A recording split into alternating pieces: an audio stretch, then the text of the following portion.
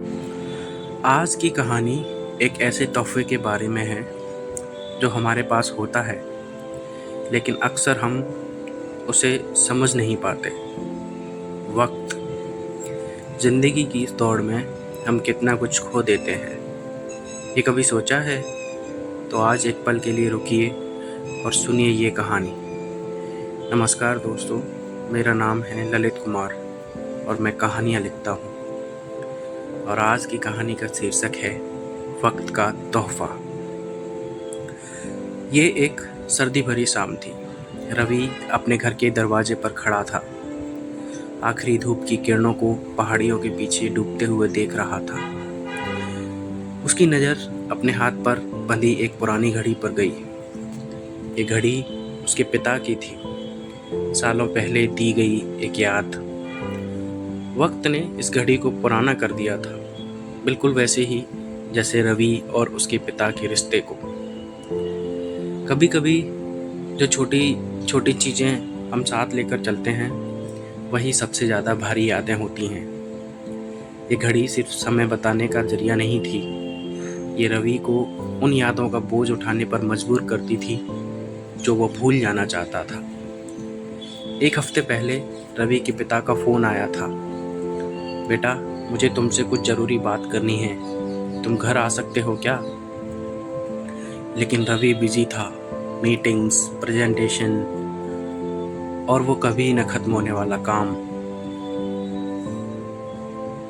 उसके पास वक्त नहीं था। उसने सोचा था कभी न कभी चला जाएगा। दोस्तों, कितनी बार हम ये कहते हैं कभी न कभी। कितनी बार हम वक्त को हाथ से निकलने देते हैं, सोचकर कि कल का दिन हमेशा ही हमारे पास होगा। लेकिन क्या अक्सर ऐसा होता है? दिन बीते और एक शाम फिर से फ़ोन आया। इस बार उनके पिता नहीं थे फ़ोन के दूसरी साइड पर। रवि की आवाज़ टूट गई जब उसने सुना तुम्हारे पिताजी नहीं रहे। उस पल रवि की दुनिया रुक गई। सब कभी न कभी एक पल में टूटकर उसके ऊपर गिर गए।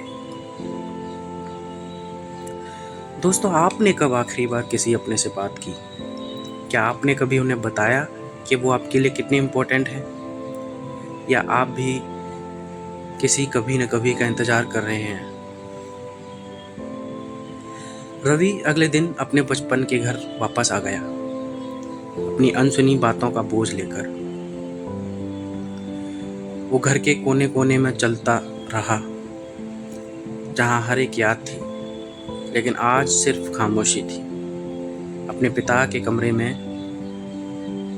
उसे एक पुराना खत मिला, पीला पड़ा हुआ, जिसमें उसका नाम लिखा था। खत में लिखा था, डियर रवि, मुझे पता है कि ज़िंदगी ने तुझे बिजी कर दिया है। मैंने कभी कहा नहीं, लेकिन मैं तुझ पर गर्व करता हूँ। मैंने तुझे बढ़ते देखा है, तेरे सपनों को चेज करते देखा है। और हाँ, मुझे तेरे आसपास ना होना ज़रूर चुभा, पर मैंने कभी नहीं चाहा कि तू रुक जाए। लेकिन एक बात याद रखना बेटा, वक्त किसी का इंतज़ार नहीं करता। जब तू अपने सपनों को पूरा कर ले तो वहीं वापस आ जाना जहाँ से तूने शुरुआत की थी। घर आ जाना बेटा, मैं यहीं तेरा इंतज़ार करता रहूँगा। रवि टूट गया और उस खत को अपने सीने से लगाकर रो पड़ा। उस पल उसने समझा, बात कभी सही वक्त का इंतज़ार करने की नहीं थी, बात थी अपना वक्त देने की। और मैं आज आपसे ये सवाल पूछना चाहता हूँ, आप किसका इंतज़ार कर रहे हैं? एक प्रमोशन का, ज़्यादा वक्त का, या फिर सही शब्दों का? कभी कभी सबसे अच्छा तोहफा जो हम दे सकते हैं वो है अपनी मौजूदगी। इससे पहले कि देर हो जाए, एक पल निकाल कर अपने किसी अपने को ये एहसास दिलाएं कि वो ज़रूरी है। रवि आज भी पुरानी घड़ी पहनता है, लेकिन अब जब भी वो घड़ी देखता है उसे याद आता है वक्त कीमती होता है, लेकिन रिश्ते वो तो हमेशा के लिए अमर होते हैं। बस यहीं तक था आज का सफ़र दोस्तों। फिर मिलेंगे एक नई कहानी में, एक नई सीख लेने के लिए। धन्यवाद।